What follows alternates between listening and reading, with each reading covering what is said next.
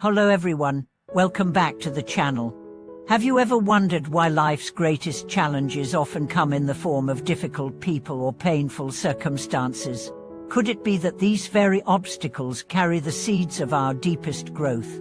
Today, we'll dive into how Buddhist wisdom on karma and inner barriers can guide us to transform every hardship into an opportunity for profound self-cultivation. In the next video, we'll explore two core ideas from our source texts. First, how understanding karma and abstractions helps us stop blaming others and start looking within, and second, why cultivating tolerance and inner tranquility is the true path to dissolving life's toughest obstacles. By the end, you'll discover concrete practices to meet life's challenges with compassion and clarity, so you can build an unshakable heart of peace. Let's begin. Life's pain begins and ends within. At its heart, every frustration, every conflict with a difficult person, is not a punishment inflicted by the world, but the ripening of seeds we ourselves have sown through past thoughts, words, and actions. In Buddhist teaching, karma Sanskrit, karma literally means action, and refers to the law of moral cause and effect. Every intentional act plants a seed that will reap a corresponding result. Meanwhile, obstructions are the mental habits, anger, jealousy, ignorance that stump our progress toward wisdom and compassion. When someone lashes out at us or treats us unfairly, our knee-jerk reaction is to blame them, to insist that the problem lies fully outside ourselves. Yet Buddhism gently reminds us that this suffering is a mirror reflecting our own unresolved patterns. Rather than increasing our resentment, we can choose to pause, look inward, and ask, what in my mind gave rise to this anguish? Which hidden habit of mine is being stirred?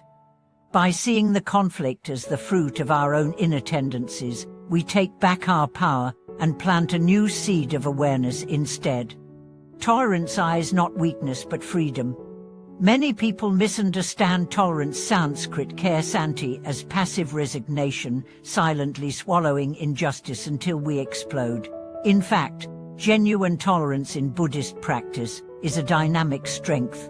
It arises when we cultivate equanimity, the capacity to remain undisturbed by praise or blame, gain or loss, pleasure or pain. It is this balanced mind that can meet any person, any situation, without being drawn into reactive patterns. Imagine you're caught in an angry exchange at work or at home. Instead of matching anger with anger, the practice of tolerance teaches you first to recognize your own rising agitation. Here it comes, tight chest, racing thoughts. Then, by mindful breathing and gentle self-recollection, you create a mental space between stimulus and response. In that space, you can choose kindness over aggression, curiosity over condemnation. This doesn't mean condoning harmful behavior, rather, it frees you from becoming its victim and opens the possibility of skillful resolution, transforming karma for mindful attention. How, then, do we dissolve the grip of karma and overcome obstructions? The pathway lies in mindfulness sati and meditative insight vipassana. By paying careful, non-judgmental attention to thoughts, emotions, and bodily sensations, we begin to witness habitual reactions as passing phenomena, not absolute truths. When anger arises, we note, anger is here, without identifying with it. I am angry. That subtle shift diffuses its power.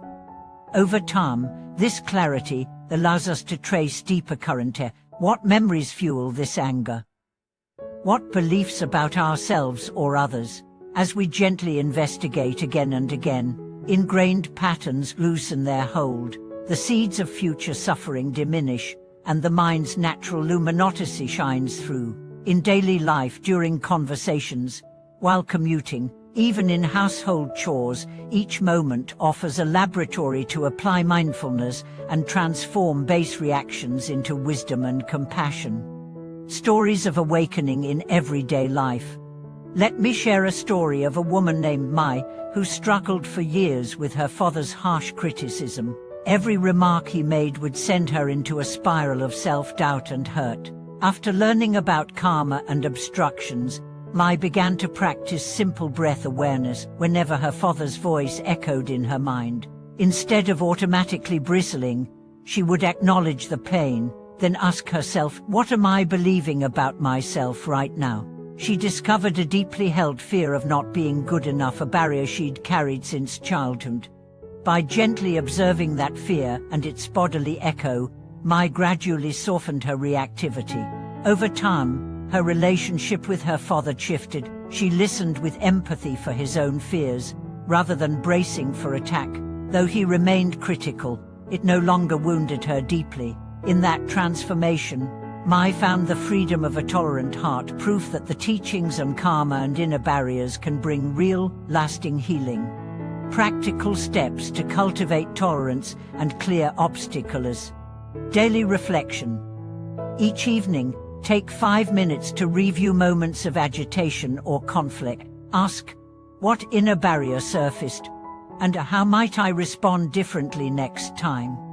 Mindful pauses. When tension arises, pause for 3 conscious breaths before speaking or acting. Label what you feel: anger, fear, jealousy, and breathe into it. Loving kindness meditation. Cultivate metta by silently repeating phrases like, may I be free from suffering, may you be free from suffering. Start with yourself, then extend to loved ones, neutral people, difficult people, and finally all beings.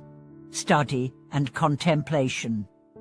Regularly revisit core teachings on karma and obstructions through books, talks, or guided meditations to reinforce your understanding and commitment. Community practice.